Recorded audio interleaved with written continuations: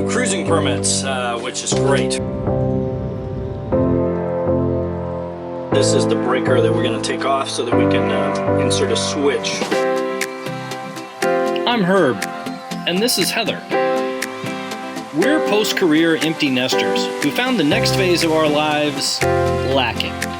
Inspired by other YouTubers, we bought a small fixer-upper sailboat and spent 2 years building her into our traveling home. Now we're about to find out if it was all worthwhile. Subscribe and come along on our next adventure as we set sails to rediscover what's really necessary to live a meaningful life. The wind into myself, away from things I let go, floating on the waves. We go bottoms up, we go all the way. When you're feeling down, push the pain away. We go bottoms. Well, we had a really nice overnight here at Lee Stocking, right in Williams Bay. And I really would like to stay and explore a little more. This is kind of, we're paying the price for all the fun we've had up to this point, but we pretty much got to make tracks now because we got to get into customs and immigration and check on our visa because we don't want to overstay our welcome. So we're going to pull anchor today, go through maybe our last Exuma cut for a while, and head to a man-made cut actually at Emerald Bay, where we can pull off for a little bit. So anyway, coming off of the anchor now. We've got a float tied to our anchor there. Since we lost the pen, that requires a little more, doesn't it? Okay, since we last saw you, we moved slightly south down to Lee Stocking Island, just to break the distance down to Georgetown in half. As we were coming into anchor, the pin that connects the anchor to the chain fell out, leaving it completely free, and only staying on the boat because it was resting on our backup anchor. Luckily, Heather noticed it all before anything bad happened, and we quickly went to work on a repair as Mark kept us on course. As a temporary measure, I replaced our swivel pin with a stainless steel nut and bolt. Not the prettiest job, I'll admit, but it's solid. And then once we were set, I dove on the anchor and attached that float. Already had the boat hook at the ready, just so that she can grab it. We've got the dinghy up on deck and stored because we think we're going to a marina. My job's just to keep us off the reef and the rocks while they get everything cleaned up. Got everything stowed away. Now we're just navigating the shallows on our way out. Gonna head down to Rat Key, go through Rat Key Cut.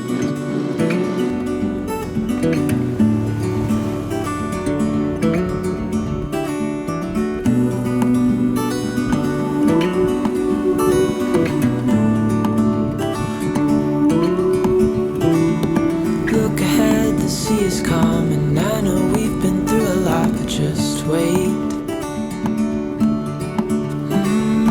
Wait for better days to come and carry us like wind in our sails. Hold on tight, I can smell the shore. Okay, that's the cut that we're getting ready to go through. To me, that looks really tiny. This vision that I saw is getting closer every dawn. It's a little rolly, but I think we timed this right with the last hour of the tide, so 1/12 the volume, hopefully.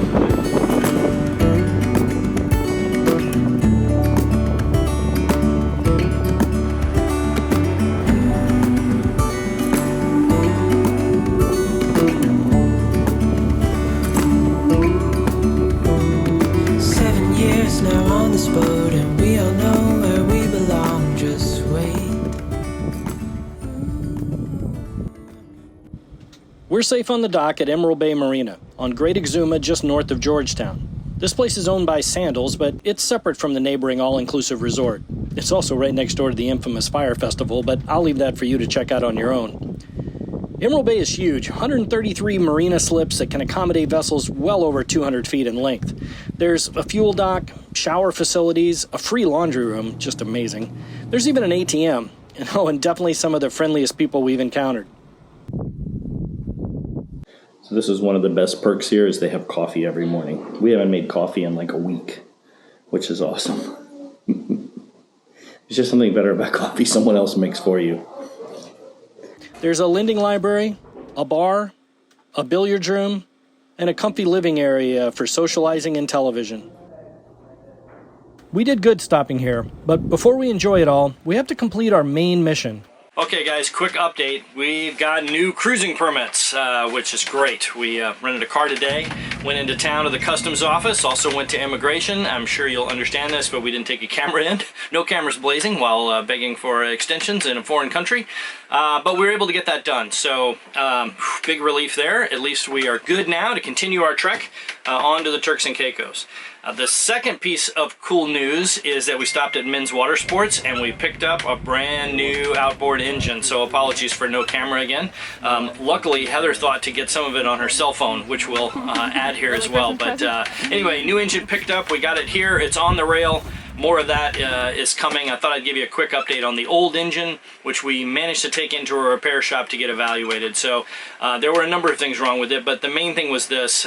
We blew out the O-rings, or the rings on the piston, and it ended up scoring the cylinder. I don't understand completely how all of that works, but in any case, the main thing is this: it needed a rebuild. So you know, I think we found a worthy cause. We found a young man who was interning and trying to learn the trade, and we have gladly donated it to him for a rebuild and to continue his education. So good news with that. Old engine is now off the boat and into some good hands, and we've got a brand new one on the boat, so stay tuned. This bull shark cruises through here every morning. See if we can follow him in the sun. He's probably going to come out on this other side. Oh no, there he is.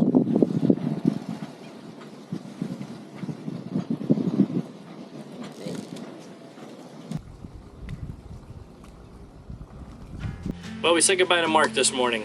After 6 enjoyable weeks of cruising through the Bahamas, he has flown back to the United States, and Heather has taken advantage of this opportunity to fly back as well. Pick up some prescriptions, get our mail, just take care of some general housekeeping things. Plus, we took advantage of that, hopefully, to ship a few Amazon things, so we'll see if we can get a few extra things here on board. Now that we've gotten everything in the mail, now I have to go do some shopping. We got to get to West Marine, get some other boat supplies, and get our prescriptions and things like that. So that's the goal for today. Of course, you always have to start with a good breakfast.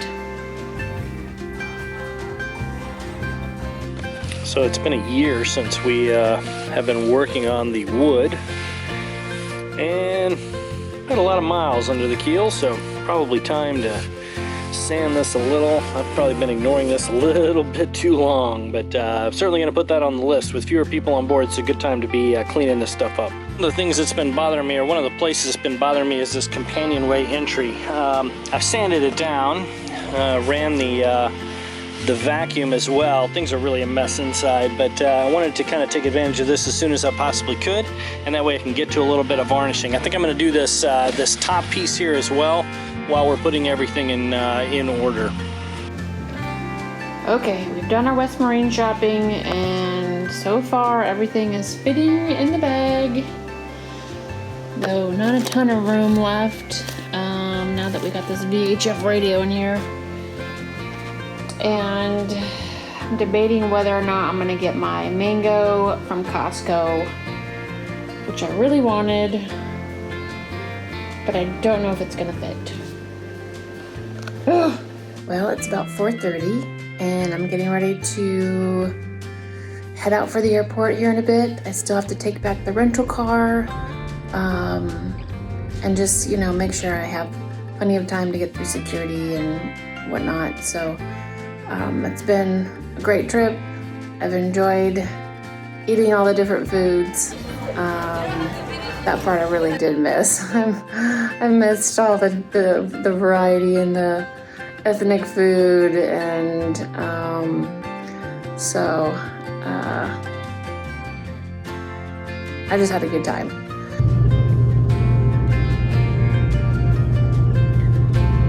Well, and just like that, 5 coats in, much better. Did both sides of the combing. Still got some more work to do, but definitely an improvement. I'm just standing here cooling off. I gotta show you how cool this looks. Man, look at that now, huh? Much nicer. That makes me happy.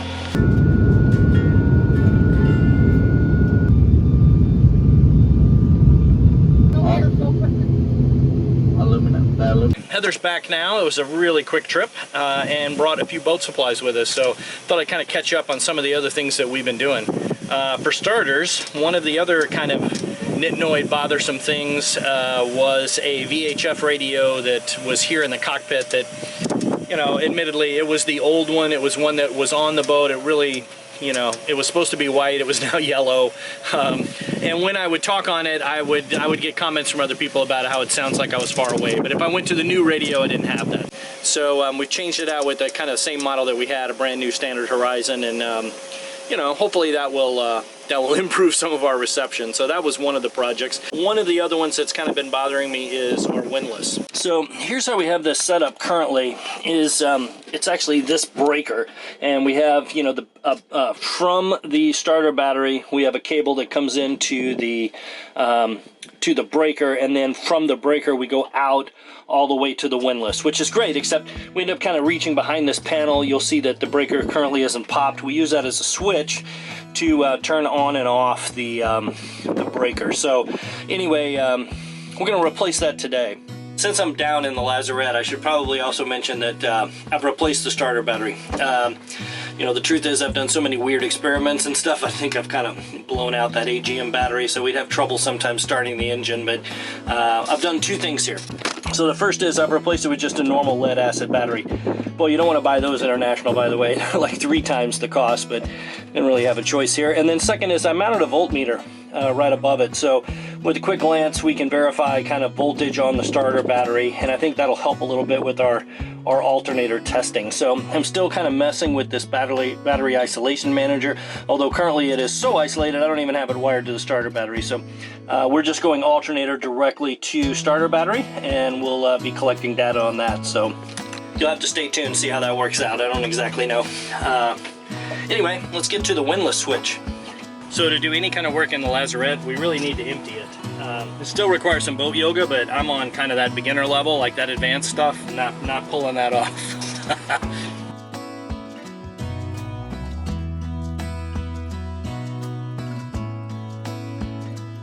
All right, that's mostly emptied, but now I got to get down here. All right, so down in the laz, I've got the little plastic shield taken off. I hope you can see that okay. And this is the breaker that we're going to take off so that we can insert a switch on that line. All right, so we've got it off. A little rust under there, which doesn't make me feel too good, but that's actually the side that is going to the battery. You know, I'm also kind of realizing that these cables, you know, they're not bad. I guess, I don't know.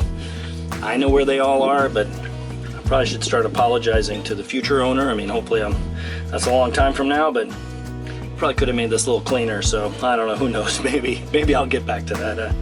Anyway, we're gonna kind of switch that out. I'm also missing a piece of shrink wrap, it looks like, or that heat shrink, so I'm gonna kind of work on that cable while I'm down here as well.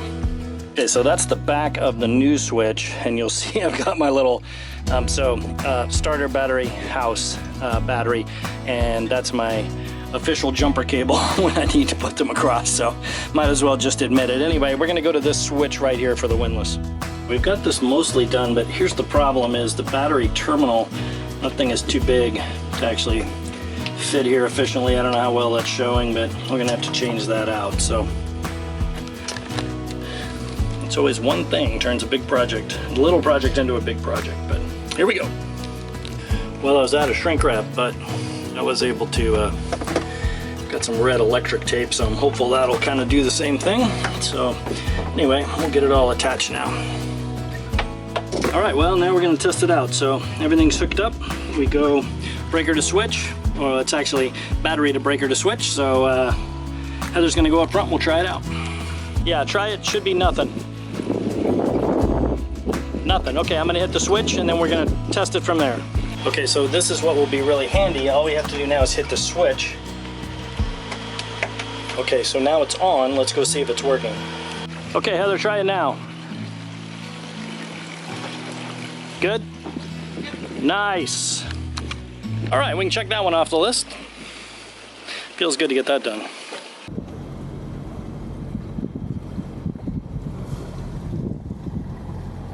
All right, well, thank you, Emerald Bay Marina. We are headed out toward Georgetown. Just a kind of nice and easy 12-miler today. Hopefully we don't get too much swell. It's going to be a motor probably because we're dead into the wind, but we'll keep you updated. It's a little bit rolly.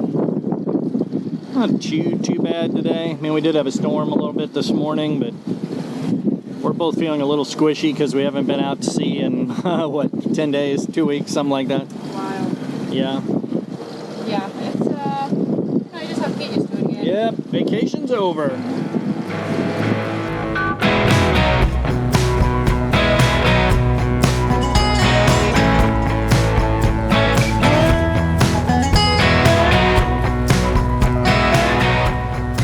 A little swelly, but we don't have very long of this actually. It's kind of nice looking at the coast again though.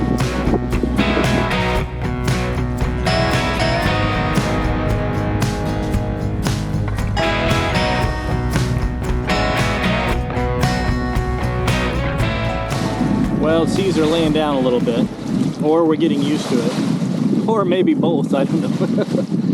Anyway, it's really kind of a nice day. I mean, it's too bad we don't have any wind. We're all motorboats today. But anyway, as we sail along, I've been checking on some projects, so it's been really nice to check on the voltage coming off the alternator now that we've installed that second voltmeter or some readings. So what's really nice is to see that the Balmar 618, which is the alternator's external regulator, is giving the same readout that our little independent voltmeter is reporting. So that's a pretty good peace of mind.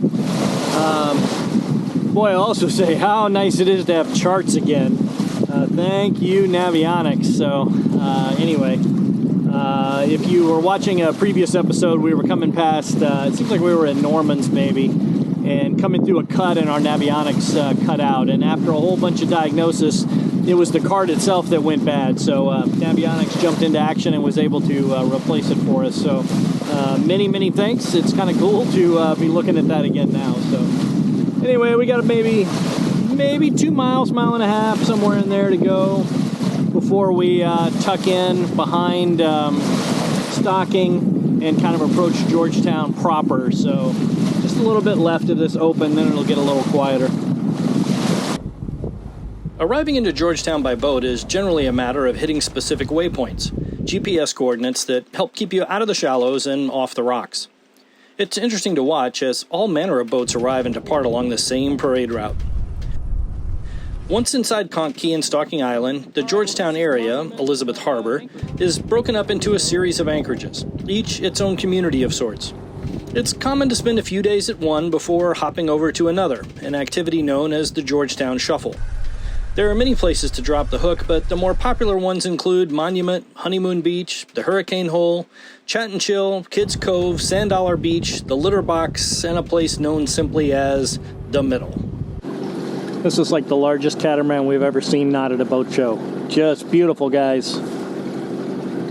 Georgetown's a cruiser landmark. It's commonly thought of as the southernmost point for U.S. cruisers, with most boat traffic hanging out here before starting the long trip back to the United States and up the East Coast to escape hurricane season.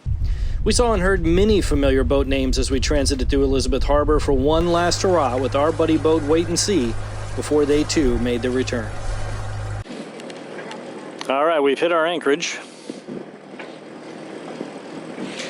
And we'll show you Wait and See. It's actually right there behind us, which is pretty close. Well, they're actually at the beach, but Wait and See is right here in front of us. Looks like we got a squall in the background too.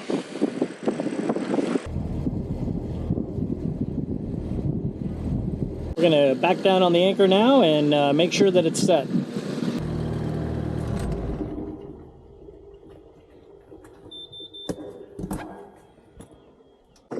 Okay, dinghy assembled this morning. We're gonna start the new outboard for the first time.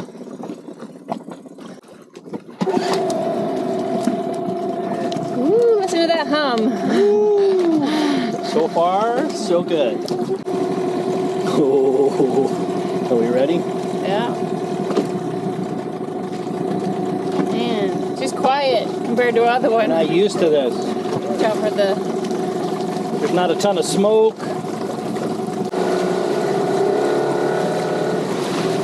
Oh, it's kind of finicky. touchy. I'm not used to it being this touchy.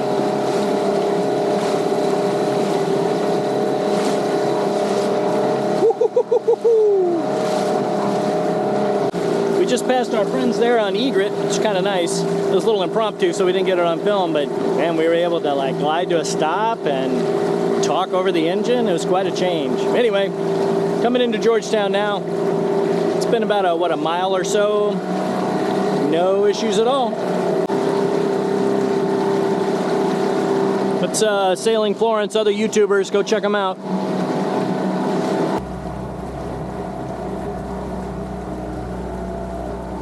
eBay.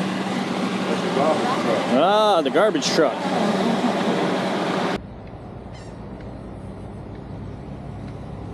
This line's pretty common. It's the line for gas in town. Georgetown's somewhat small. It's kind of a one circle.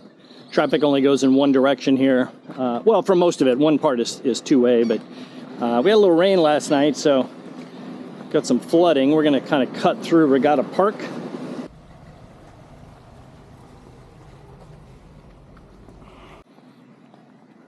And at the end of the park is the Straw Market, which is a pretty cool tourist place. Actually, there's good shopping kind of all in and around here. There's a couple of restaurants right around the corner as well. This is kind of a neat little area to come into.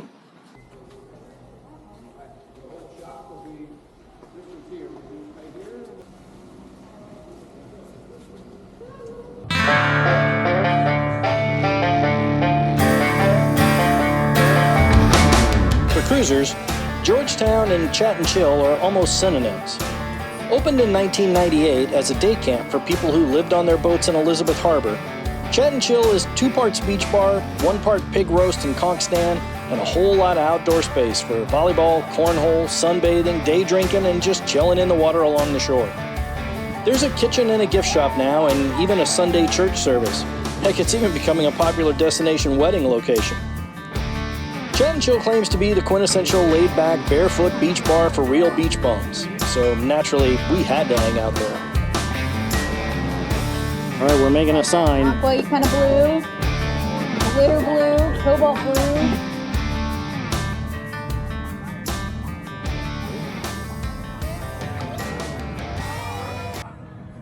$450s on the back. I mean, that's their dinghy. It's quadruple $450. Well, even a little hike here. I'm gonna go explore a little bit. It's kind of nice to see. There's quite a few boats here on Anchorage. You can probably see them there behind me. Got a little catamaran in the bushes here. Got a little art all along the way that people have left. How cool. Lake Tahoe. Oh, that is a gray one. Yeah. Oh, nice. They're on YouTube. Yeah, they're...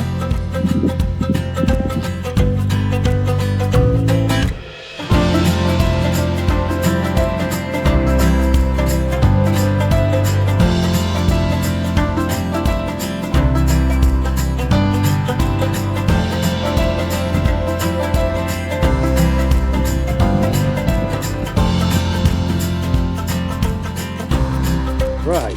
Nice. That's what I'm talking about. Look at that.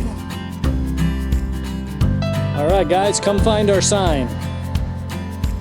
Bring the mosquito repellent, though. We got some skeeters in here.